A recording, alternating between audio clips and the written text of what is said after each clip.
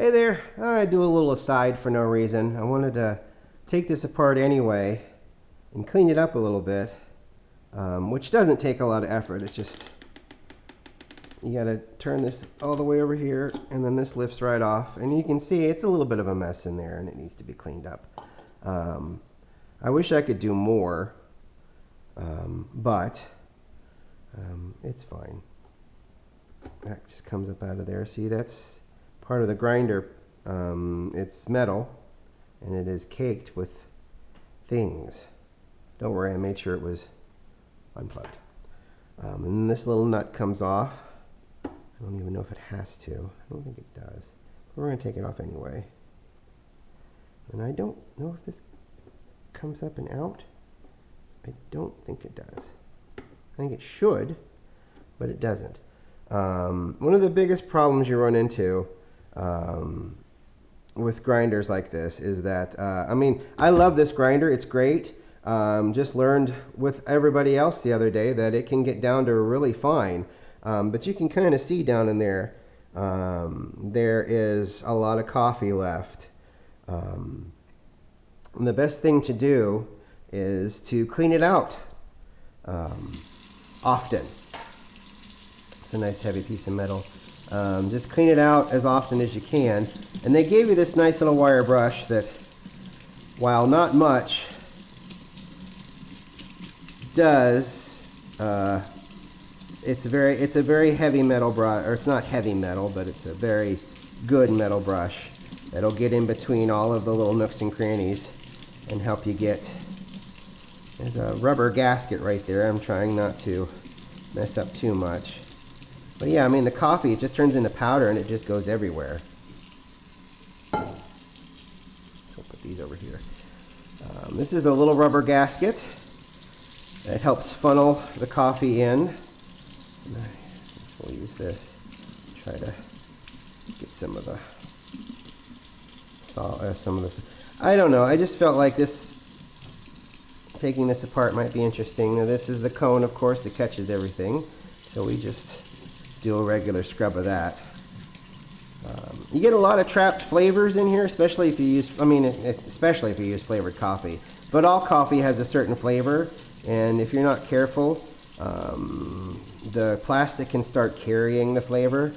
Maybe a glass one of those would be better. I don't know. I doubt it. Now, I don't want to put any water down this. So what I'm going to do is I'm going to tip it upside down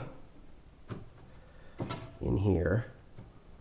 And we're going to see how much falls out. And then we're going to take our little tree here and try to get the rest of it. We'll do this. Look at all that. That's flavor, that is. It's not. Well, it is, but it's not the flavor that we want. I'm going to get down in here. I'm going to try to loosen stuff up as best I can. It's not going to be perfect. I'm sure that there's some kind of a way. I mean, that nut comes off for a reason. All nuts come off for a reason. There's really no indication. That's kind of why I go like this while the grinder's still on and it's grinding, so I can try to get that. Look at that. There is a lot of solids down in there. Maybe I should try a butter knife. Or one of these pointies. We'll do one of these pointies. I can figure something out here. Yeah, look at all that solid down there. It's a lot of solids. That's a lot. That's that coffee that I ground really fine. What's nice about these is it's a metal burr, so it's not. Oh God, look at all that extra coffee. Wow. I almost want to get a little airbrush and brush all the air out of it. That's something. Look at all that extra coffee that's down in there. Never really gone that far before, I don't think. Wow. All that extra coffee coming out. Almost want to blow it. Yeah. Okay. That's a heck of a lot better than what it was. Boy, that was full. It was just full of things. Some recommendations I've read. This is, get a bag of coffee that you're really not that into. Pass it through here that's like a neutral flavor, just a coffee flavor. If you do flavored coffees, grind it in here, pass it through, bang it out like I do, and then that'll just get all of the flavored coffee out, because that's basically all this is. This is all just flavored coffee, various types. So mainly, it seems like it's mainly that salty siren that I did a little too fine yesterday. I shouldn't have done. Okay, let me let these hang out to dry, and then I don't know if it's worth it to try to wipe it out a little bit here. Let me give it a try. But yeah, the metal burrs are great. Some have ceramic burrs in them, and the ceramic is fine for a while, but ceramic really wears down fairly quickly. Metal burr grinders seem to last longer. I don't know, I just thought that would be interesting to do. Let's see how much came out here. And a bit came out there, but not too much. It all passes, and I think you should probably also do up in there, but it doesn't seem too bad. There's a little bit up there in there. Oh, well. I was just thinking about, I have this reoccurring dream. Like a lot of you know, I used to work in radio, and I worked in radio for about 10 years, and a lot of that was behind a soundboard, producing either a show that was live out on remote, or doing commercials. And I've been having, and since leaving radio, and it only started happening after I left radio, I've been having this reoccurring dream. Hello. Oh, I lost my wing nut. There's a surprise. I had this reoccurring dream. I learned that some people don't remember their dreams. To me, that's odd, because I remember a lot of my dreams. At least I think I do. Oh, jet fuel. Oh, God. Better than nothing, which might be a lie. Excuse me. Anyway, I was having this reoccurring dream, and it's not every night, but it is maybe once a month is the frequency. I'll be at work at a radio station, undefined, probably a previous one that I worked at. A lot of the sound is jumbled, and the only thing that is happening, and it's kind of a nightmare. It's definitely not a situation I would want to be in. And rationally, I don't think that's possible. So a radio station, you'll have your board in front of you, and then up here, you'll have monitors. So you'll see the music that's coming up. And this is when I was doing it. I'm sure it's changed. I've seen pictures of studios now, and it's changed. We used to have touch screens. I don't know if they have touch screens anymore. I think a lot of it might be mouse-based. Maybe there's less places to fail if it's just a mouse controlling what's going on. It's not like we drag and dropped anything with our fingers on the board. It was mainly just because we had a nice little sound. We had two monitors. We had a monitor that showed us what was going on in a line, like song, commercial, or song, RP, song, commercial break, 7 minutes worth of commercials, RP, and then music. And then on the other monitor, it would be a bunch of, drops, like, on Sunny 95, or, everything that's, everything that you kind of heard that wasn't programmed in the line. And I know I'm not describing this very well. It's much better to see it visually than it is to watch me wave my hand around. But you would touch something over here on this screen, because it's all touch screen, and it would play something. It's like your soundboards. If you go on the internet and look up soundboards, it's just like a soundboard, except you can touch it and it's on a big monitor. And then over here is the music that's playing and the commercials that are there. And it shows you the schedule of everything that's coming. So in my dream, it was just 2 monitors and a microphone and no board, no mouse, no keyboard, no audio board, no nothing. It was just these 2. And we, at Sunny, and I think at the Blitz, but mostly at Sunny is what I remember the most. Over here, we would have a phone bank, lines 15 through 20 or 15 through 25 or something like that. And line 15 was the hotline. And everything was going wrong up here. And there's nothing I can do about it because I was not provided with any way of controlling anything.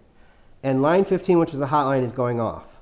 And I know exactly the person that's calling the hotline. And I prefer not to say their name. People are going that work with me at Sunny are like, I know exactly who he's talking about. But something's going wrong up here. There's nothing I can do about it here, and they're aware of that. But that hotline is going off so that they can tell me, Matt, here. And it's like, oh, it's just, that is my nightmare.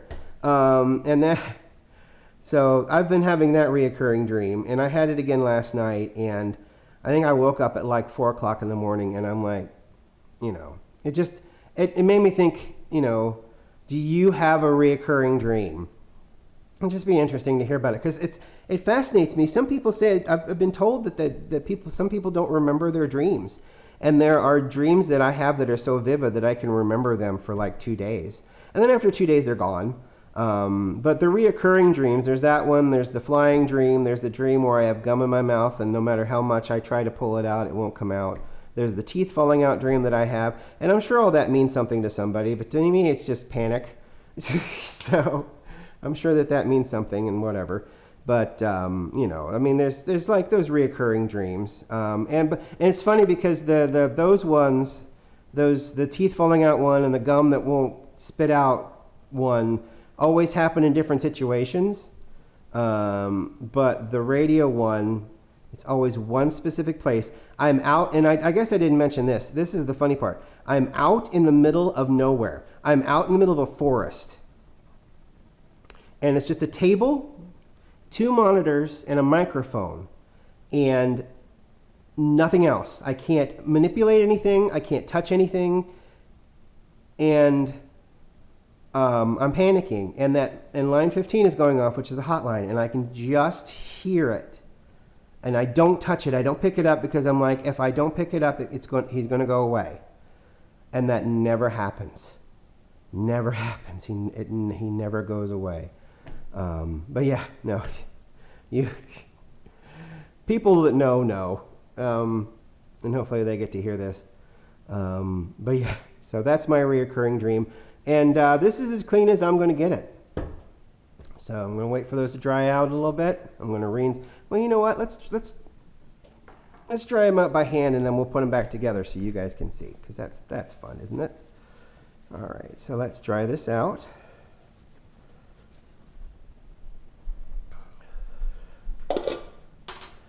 We'll get this all cleaned out because you don't want it to be wet. You don't want it to be wet when it hits the coffee. And this will dry out by tomorrow because it's got a very thin layer of water on it, and all the nooks and crannies should dry themselves out a little bit. But you don't want water in anywhere near ground coffee because it's going to immediately start extracting, and it's just going to be a mess. So, because dry things like water. Where is that? Oh, it's like, it's in the 3rd dimension. It's like 1, 2, 3, 3rd dimension. Okay. All right, wing nut. This always goes on the way I don't think it's supposed to. So let's go this way. Okay. All right, you there. My voice is just shot. Couldn't be more shot if I shot it myself. Whew. All right, there we go. Okay. Oh, red. Okay, right over here. Yep. Back in and together. All right, and then we will find, there's our silver. Match that over here. Boom. And then that's how we tighten and put everything together. Boom. And that's how you field strip a coffee grinder. Not really. It's in backwards. I'd have shot myself in the face by now. This is probably not helping my voice.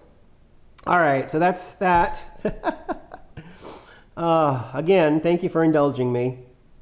It just interests me that some people don't remember their dreams. I mean, if you have a reoccurring dream, it'd be very interesting to share it with everybody if that's what you would like to do. Don't worry about being embarrassed. We all have embarrassing dreams. So, I mean, and if it's a reoccurring one and you don't want to mention any names, that's fine. All right, thanks for watching. We'll talk to you later.